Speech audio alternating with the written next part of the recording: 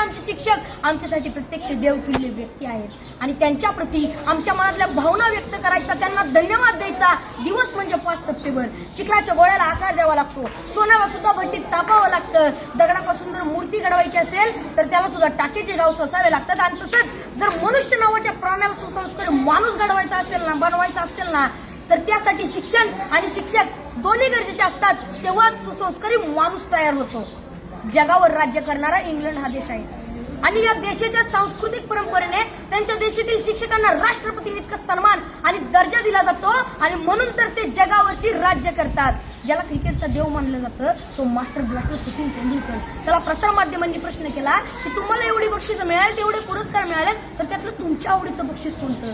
तेव्हा सचिन तेंडुलकरने सुंदर उत्तर दिलं. ते म्हणाले, मला एवढी बक्षीस मिळाली, मला एवढे पुरस्कार मिळालेत, अहो एवढंच काय, मला सर्वोच्च पुरस्कार भारत रत्न मिळालाय, पण त्यातलं माझ्या आवडीचं बक्षीस कोणतं असेल ना, तर ते म्हणजे मला माझ्या आचरेकर सरांनी दिलेली शाबासकीची थाप. ते जेव्हा म्हणतात ना शाबास सचिन, तेव्हा त्यांची ही शाबासकी मला भारत रत्नापेक्षा सुद्धा मोठी आहे. जी माणसं आपल्या जीवनात मोठी झाली त्यांनी आपल्या आयुष्यातील मोठेपणाचं यशच श्रेय आपल्या शिक्षकांना दिलंय. जगामध्ये एक सर्वात जास्त वाचलं जाणारं आणि सर्वात जास्त विक्री होणारं एक पुस्तक आहे आणि त्या पुस्तकाचं नाव आहे 7 Habits to Highly Effective People. यशस्वी लोकांच्या 7 सवयी. आणि हे पुस्तक लिहित असताना ते लेखकाने जवळजवळ 3000 पेक्षा जास्त यशस्वी आणि सर्व क्षेत्रातील लोकांच्या मुलाखती घेतल्या होत्या. तर त्यामध्ये जवळजवळ प्रत्येक यशस्वी लोकांनी आपल्या यशाचं श्रेय आपल्या शिक्षकांना दिलंय.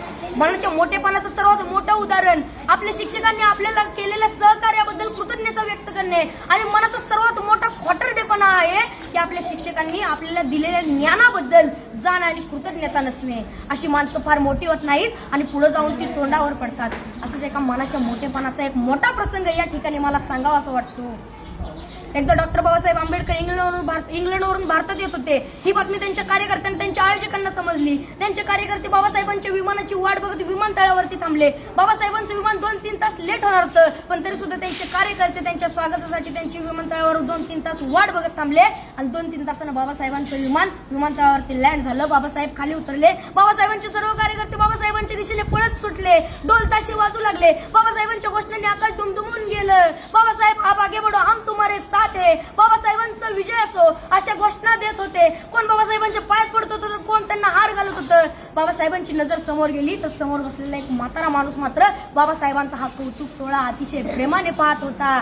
बाबासाहेबांनी गर्दी बाजूला सारली आणि तडकन त्या म्हाताऱ्या माणसाकडे गेले आणि आपलं डोकं त्या म्हाताऱ्या माणसाच्या पायावर ठेवलं. त्या क्षणी सर्व लोक आश्चर्यचकित झाले. एवढे मोठे प्रखंड पंडित डॉक्टर बाबासाहेब आंबेडकर या म्हाताऱ्या माणसाच्या पाया का पडतायत? त्या क्षणी बाबासाहेब म्हणाले, हेच ते केळुसकर गुरुजी ज्यांनी मला माझ्या लहानपणी शिकवलं. गुरुजींना लहानपणीचा भीमराव आठवायला लागला. मळलेली कपडे, फाटलेली दप्तर, फुटलेली पाटी आणि एवढं ते पोर वर्गाच्या बाहेर बसून वर्गात शिक्षकांनी शिकवलेला शिक्षणाचा एक कण एखाद्या चातक पक्षाप्रमाणे वेचत होतं. वर्गाच्या बाहेर बसून शिकला होता. त्याच्याकडे पाहून ब्राह्मण मास्तर हसला होता, कारण त्याला माझ्या भीमामध्ये उद्याचा ज्ञान सूर्य दिसला होता. डॉक्टर बाबासाहेब आंबेडकरांना केळुसकर गुरुजींवर प्रचंड प्रेम आणि श्रद्धा होती. मला या ठिकाणी म्हणावं असं वाटतंय, घरट्यातून पिलू उडावे घेऊन दिव्य शक्ती, आकांक्षाचे पंख असतात आणि उंबरठ्यावर भक्ती. तसंच आपण आपल्या आयुष्यात किती जरी मोठं झालं, किती यश संपादन केलं, तरी आपण आपल्या शिक्षकांना आणि आपण आपल्या शाळेला कधी विसरलं नाही पाहिजे. एवढं बोलून मी माझ्या भाषण संपवतो. जय हिंद. Very good.